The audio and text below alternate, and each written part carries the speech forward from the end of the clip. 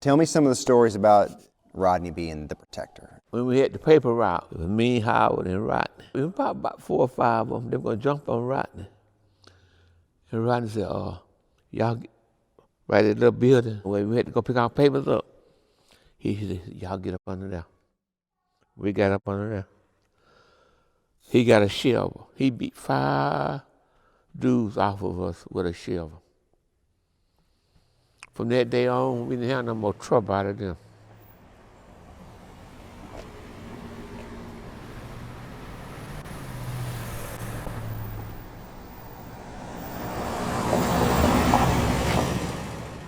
In a city at the center of everything the state of Georgia has to offer, one family has an incredible story. You ain't care nothing about the numbers, man. There's 5 of them and just 2 of us. That don't make no difference. And whatever gonna happen, we ain't waiting on no reinforcement. We're gonna do what we got to do now. A story that many people don't know. Gordon and Rodney. But every American should. What was that like growing up during segregation and Jim Crow and all those things? Gordon and Rodney, they had it different. They had it more overt, more in their face. That's Gordon. It's Rodney. It's Rodney. Mm-hmm. We did the best we could. We struggled. Some days were easy, some days were not. Robert was like in the first bunch of kids that went to a white school. I went to Lanier. They did the integration thing when they knew it was happening. They burnt Lanier down. So, during the integration? Yeah. This is Rodney Davis's sister, Deborah, and 2 of his brothers, Gordon and Robert. He was my number 1 brother. Him and my granddaddy kind of like raised me. My daddy taught me, but they raised me. His family says Rodney earned the reputation of being the protector, especially when it came to his younger brothers and sister. But it didn't stop there. He wouldn't let folks push you around and take advantage of you. And folks knew it, so when folks would come to him with their problems, and not only kids as kids, but I've known adults to come to him with their problems about things that was going on. When they were young boys, Gordon and Rodney's parents would take them to downtown Macon. And some days, they'd make a trip to the post office. They'd have a big Marine on that sign with big muscles. Gordon says Rodney would just stand there and stare at that Marine and the poster on the wall. And he would tell his big brother, that's what I want to do. He made that decision for himself that he would join the Marines.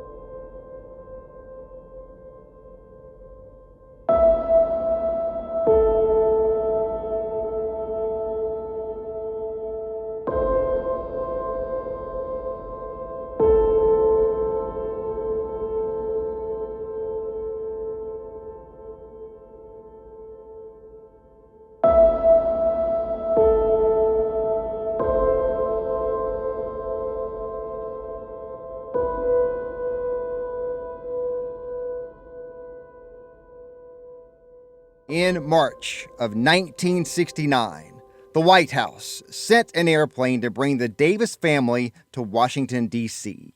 Rodney Maxwell Davis was posthumously awarded the nation's highest honor for a member of the military's valor in service to this country. Vice President Spiro Agnew presented the family with Rodney Davis's Medal of Honor.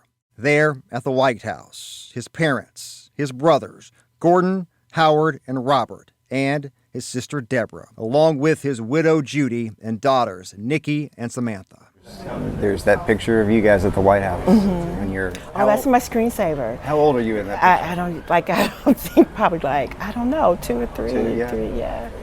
So that's your screensaver? That's my screensaver. What do you think when you look at that picture? You know what, that gives me courage. Like, if I'm having a bad day, I look at that picture And if I'm like kind of antsy about something, I look at that and I go, you know whose child you are. You know you belong to Rodney Davis and Judy Davis. You better, yeah. It gives me courage.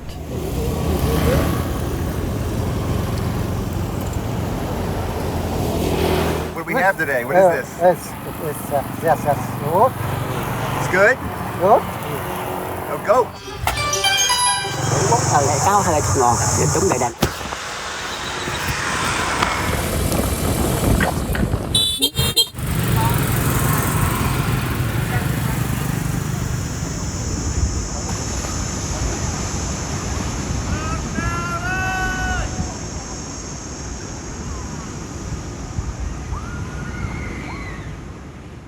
Rodney Davis was assigned to what's known as 1-5, 1st Battalion, 5th Marine Regiment, 1st Marine Division.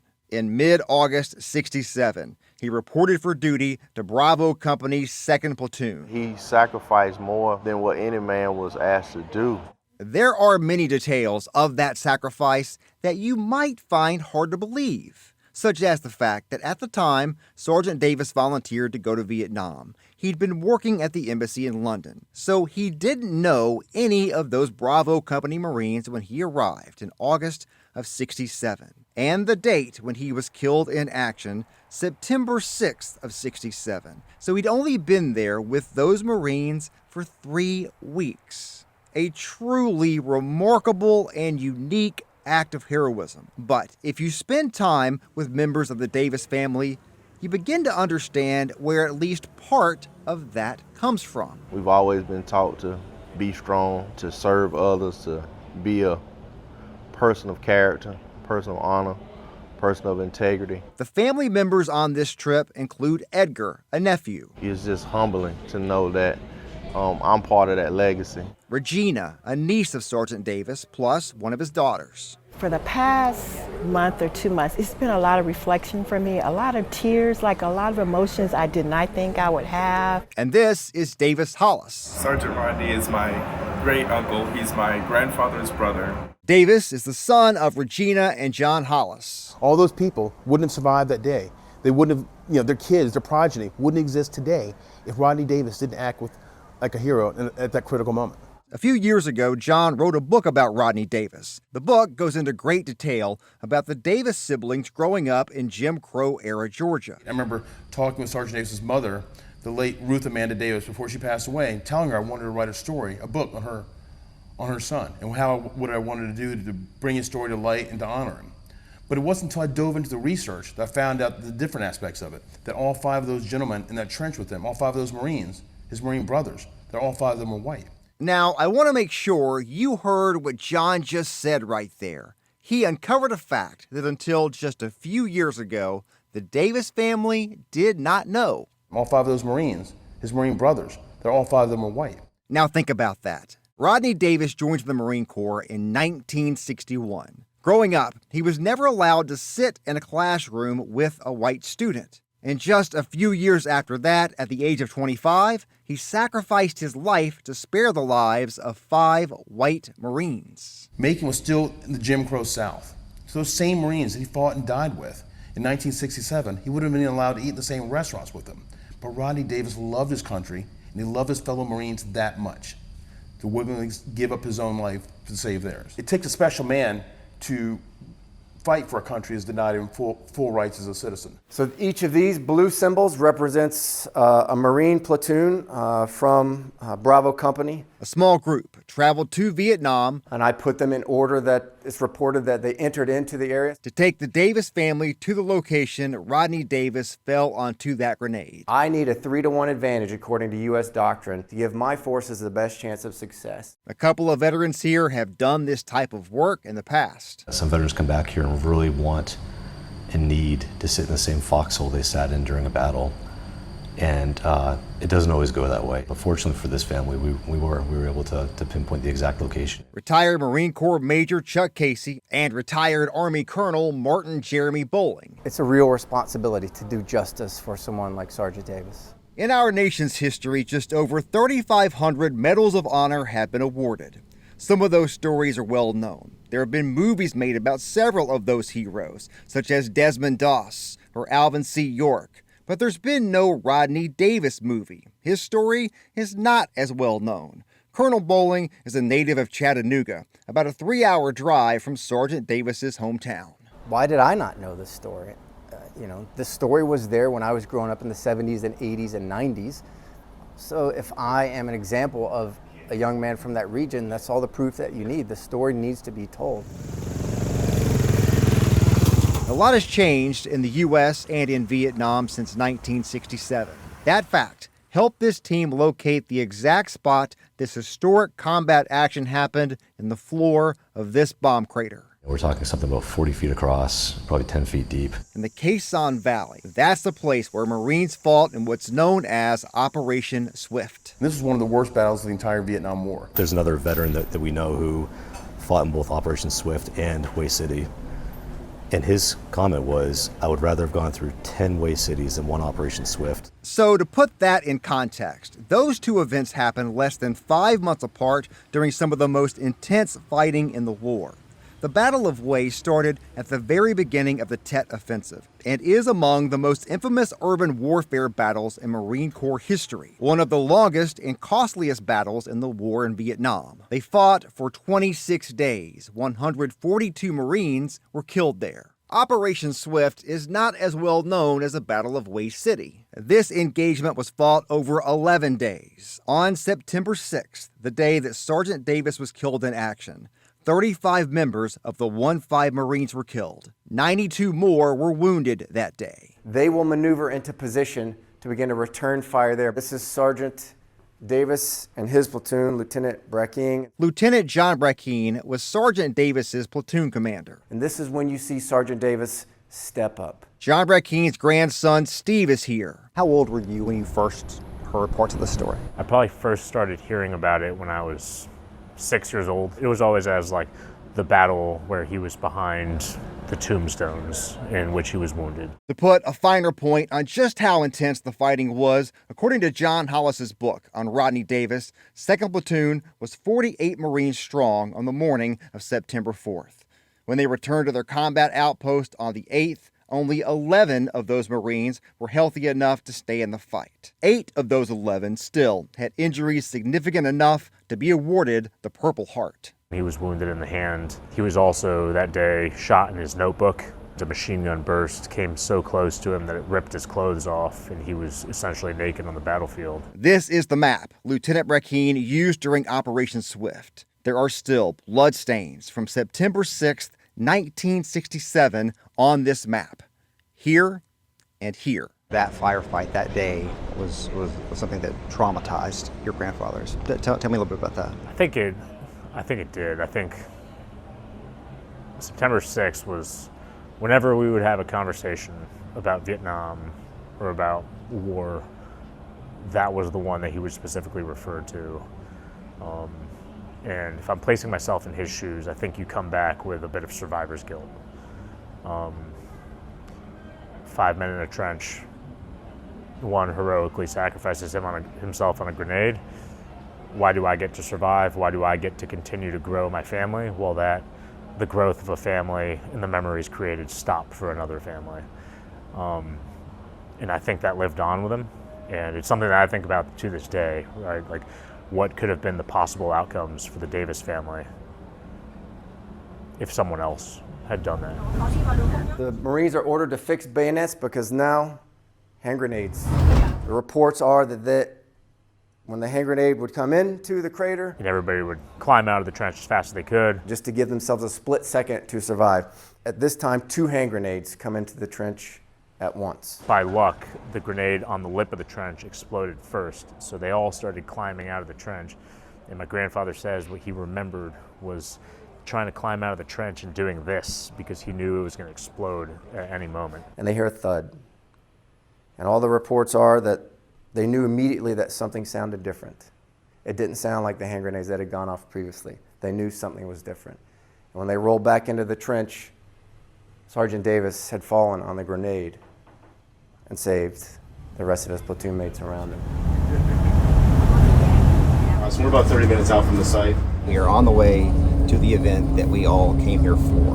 Rodney Davis was awarded the Medal of Honor for a combat action on September 6th, 1967. Today is September 6th, 2024. 57 years to the day since that combat action. So what do you feel about this weekend going to the site? I mean, what are your emotions around that? It's kind of like I don't know how I'm going to react because I feel so antsy about it, because it's not like going to the cemetery. It's kind of like this is where it happened. So, and then when John was like, this is the spot, and it's like, so I don't know what my reactions are going to be, because I feel like I'm going to be overwhelmed, but I don't want to.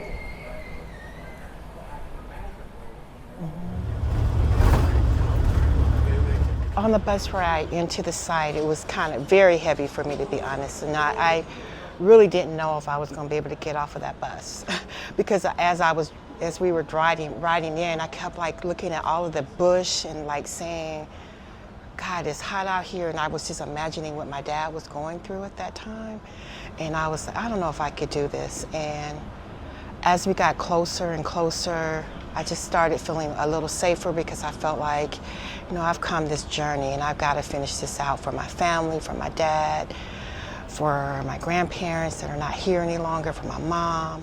And you remember we were talking about in the brief yesterday, that was one of the reasons they were out here, is the rice has been harvested. They've got these huge stockages of rice, and that's how the enemy supplies itself and allows its ability to keep pushing forward in the fight. And so the 1-5 Marines are out here in these operations, Union 1, 2, Cochise, and now Swift, trying to prevent their access to these resources. And they probably knew in advance there were existing trenches, existing ditches here amongst this heavy vegetation that they could use for cover and concealment.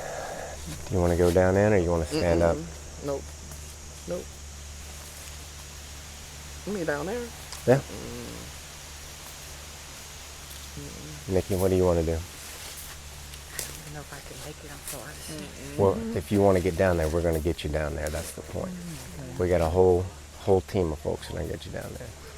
I'm going to fix your collar just because it's a little messed up there. There you go.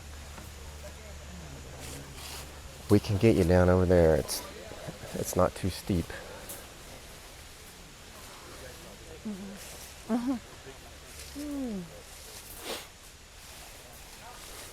There we go. Okay. Let's go down here. Now, you sure I'm going to be able to get back? We're going to get you down in there. We're going to get you back up. I can promise you that. And if you need to hold on to my shoulder, you hold on to my shoulder. Go down in there, Chuck.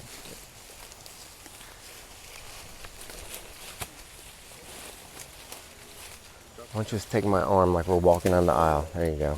And I got you, I promise. You hold on to that.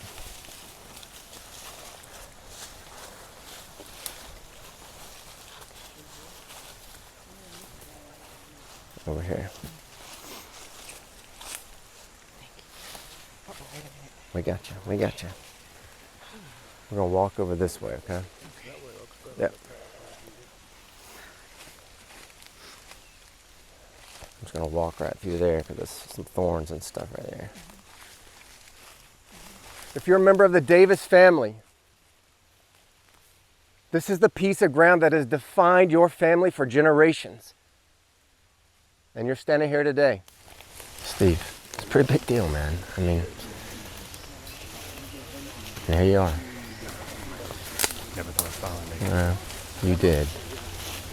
And now, like what are you going to do with it, right? Like, that's the question. My grandfather always spoke about being behind those graves over there. Steve has heard stories about these tombstones since he was 6 years old. And now you get to see it firsthand. That's incredible. And let's be clear about this place. This is not just a hole in the earth in a farming village halfway around the world. This was a battlefield, a significant piece of U.S. military history. Those Marines fought a controversial war, and they fought to keep themselves and each other alive.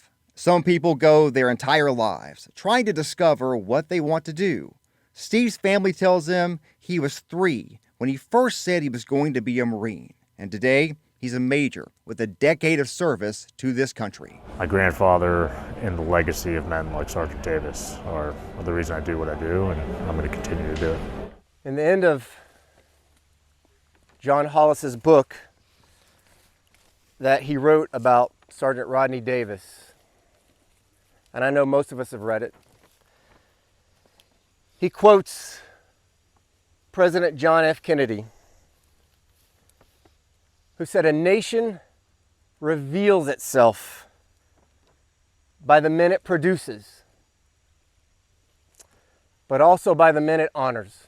I've put a lot of thought into what to say out here, and frankly, there are no words to say what I'm feeling. I can't imagine what you're feeling.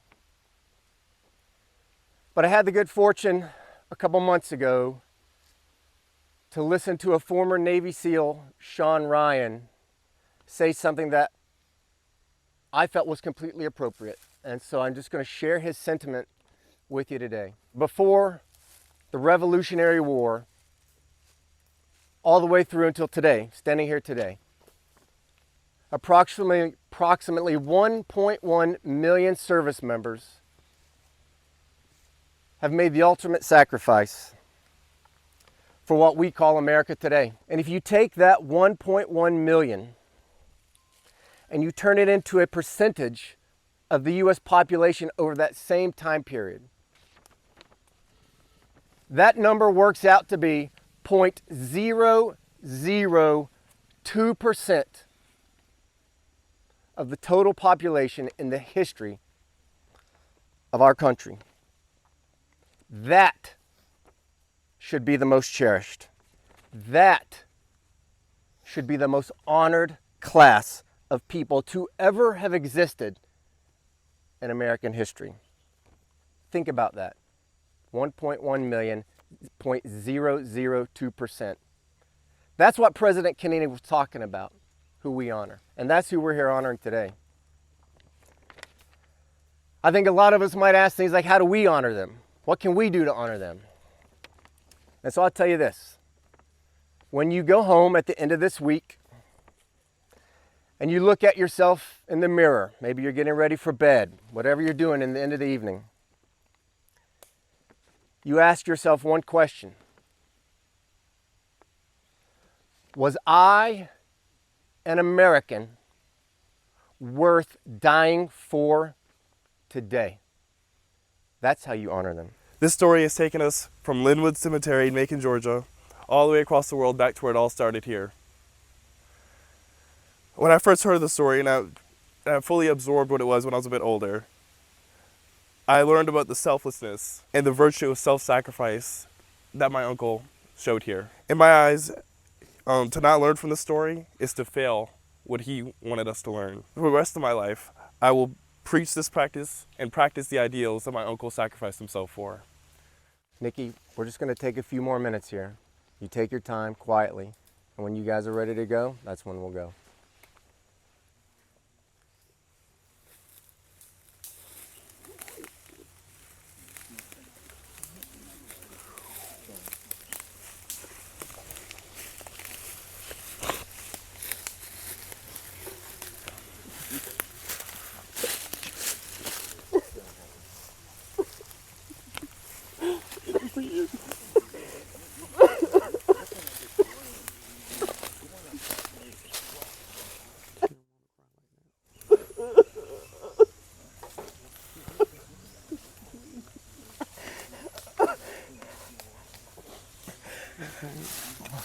Okay.